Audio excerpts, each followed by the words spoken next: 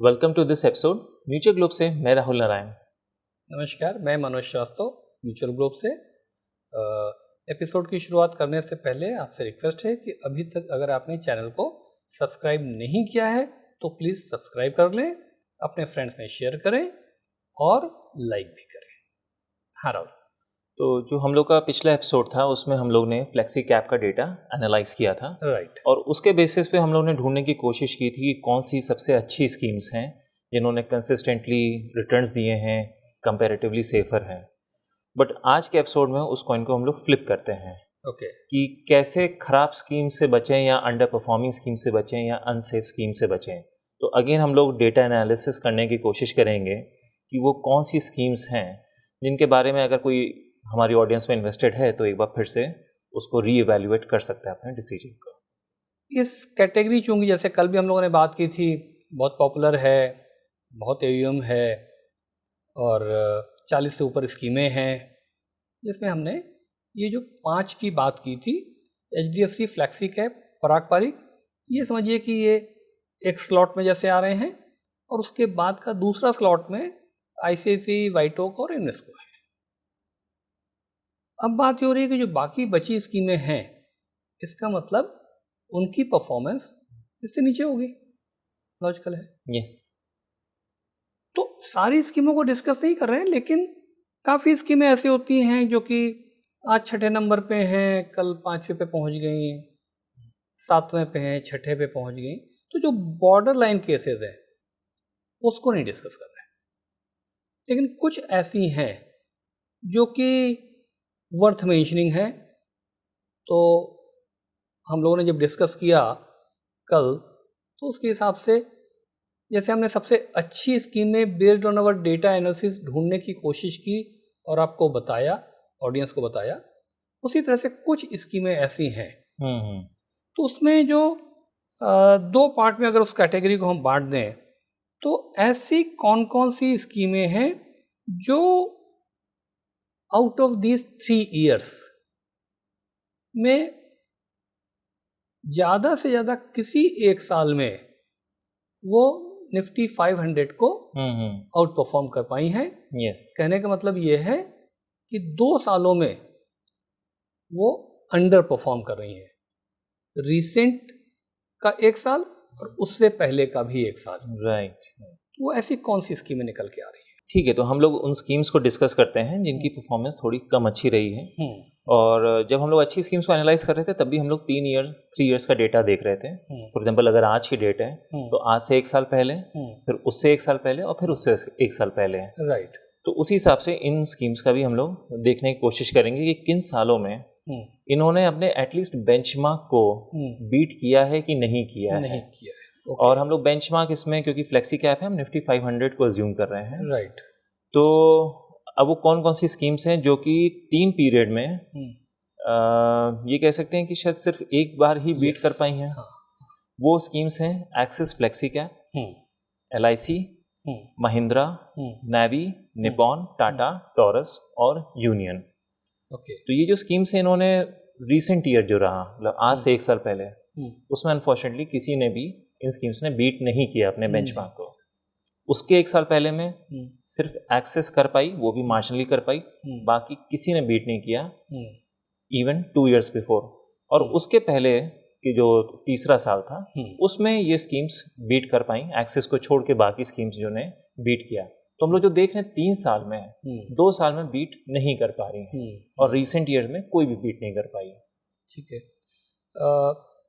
तुम जो कह रहे हो मैं उसी को फिर से रिप्रोड्यूस कर रहा हूँ। तुम ये कह रहे हो कि एक्सिस फ्लैक्सी कैप ने लेटेस्ट वाला जो लास्ट ईयर है उसके पहले वाला ईयर में तो मार्जिनली किया, लेकिन रिसेंट लास्ट ईयर में नहीं किया और जो थर्ड वाला ईयर था उसमें नहीं किया।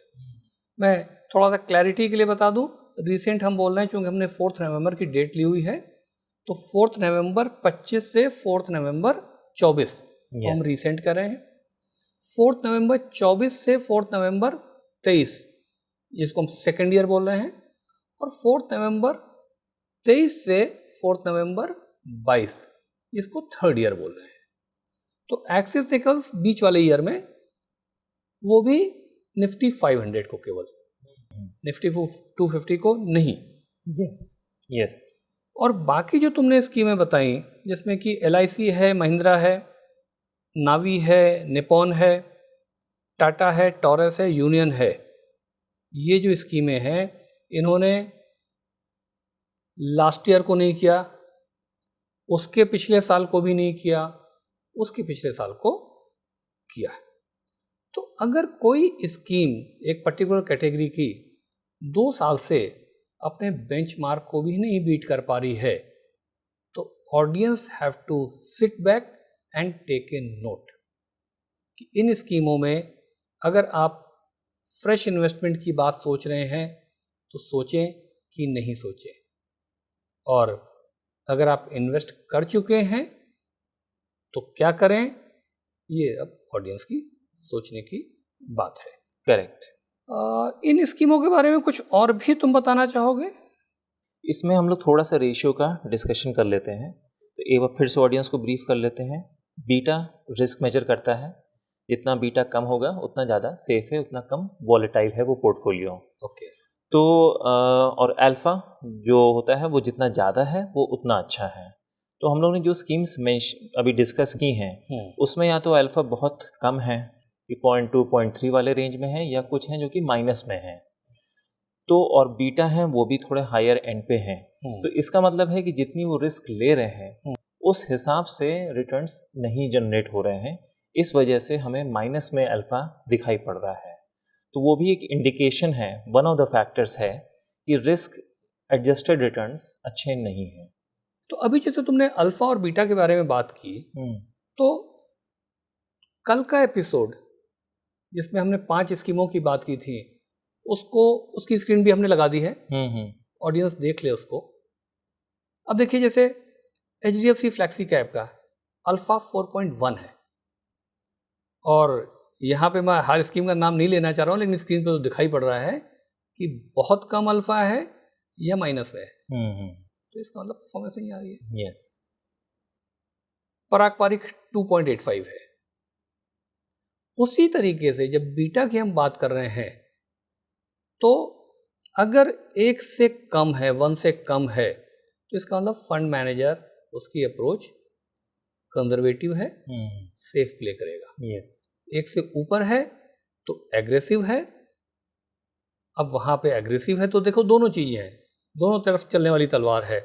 एग्रेसिव है तो अगर बहुत अच्छा कमाएगा तो थोड़ा ज़्यादा कमाएगा, लेकिन अगर सेफ प्ले करने की बात है तो अब जैसे फिर यहाँ पर हम देखें HDFC फ्लैक्सी कैप का बीटा 0.7 है, पराग पारिख शायद और सेफ प्ले कर रहा है 0.5 है।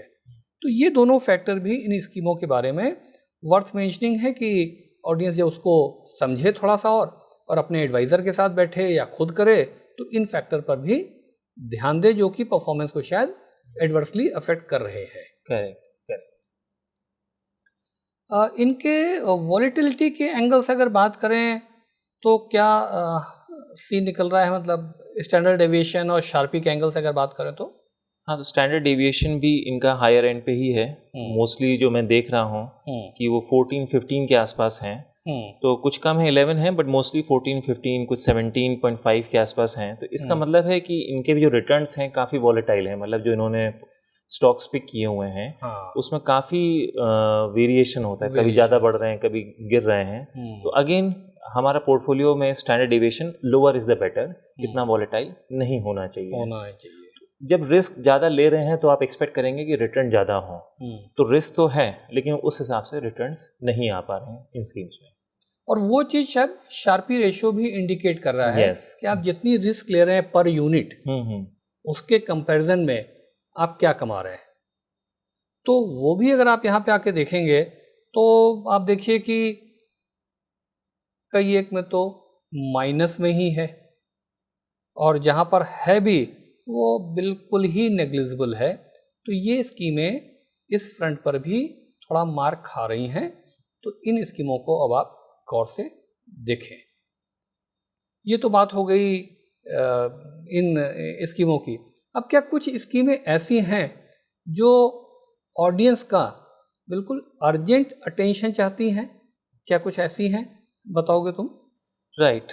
अब 2 स्कीम्स हैं जो कि बिल्कुल भी किसी भी क्राइटेरिया में हम लोग के में पास होती नहीं दिखाई पड़ रही हैं, और उनका नाम है, एक है सैमको फ्लेक्सी कैप और दूसरी है श्री राम फ्लेक्सी कैप। लेकिन इनके सारे पैरामीटर्स काफ़ी नेगेटिव की तरफ ही दिखाई पड़ रहे हैं। जो सबसे पहले हम लोग वही परफॉर्मेंस की बात करते हैं, तो 3 ईयर पिछले 3 सालों में, पिछले 3 सालों में इन्होंने कभी भी अपने बेंचमार्क को बीट किया ही नहीं है। अच्छा, तीनों साल में किसी भी साल में राइट बेंचमार्क को बीट ही नहीं किया है? नहीं किया। Okay okay okay.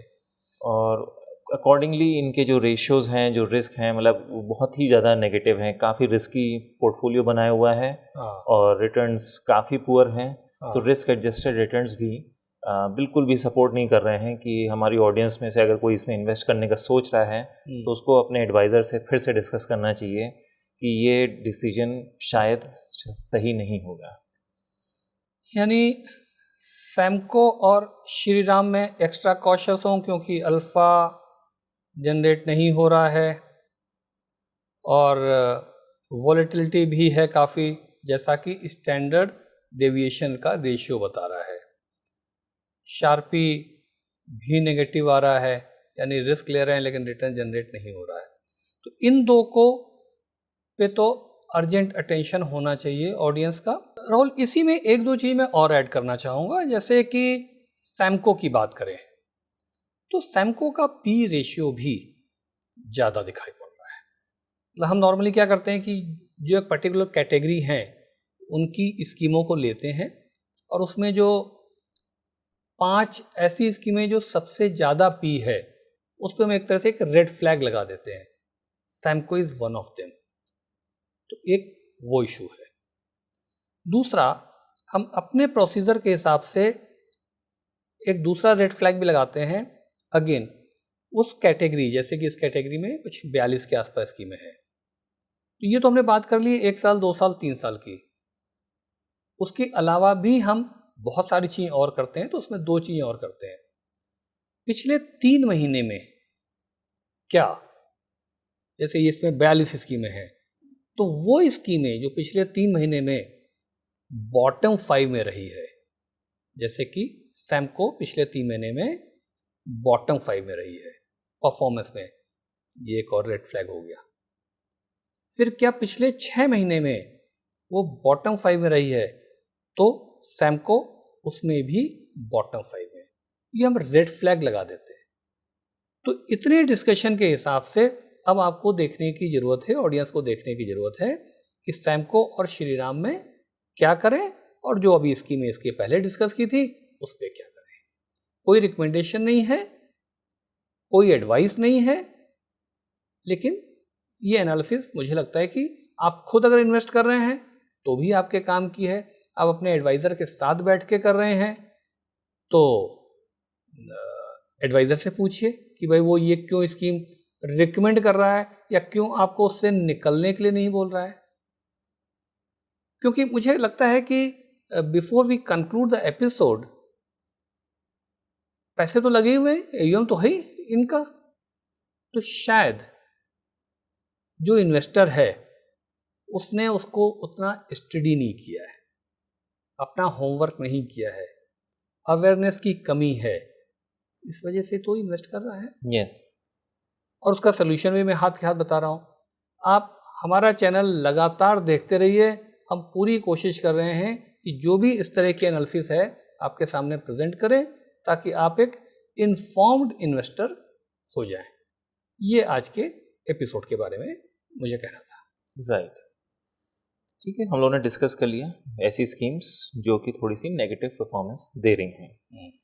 ठीक, इसी तरह के हम लोग इंटरेस्टिंग टॉपिक आगे के एपिसोड्स में भी कवर करेंगे। Till then, goodbye. और आपको ये एपिसोड अच्छा लगा हो तो प्लीज़ इसे शेयर करिए, सब्सक्राइब करिए और लाइक करिए। मिलते हैं नेक्स्ट एपिसोड में, तब तक के लिए बाय।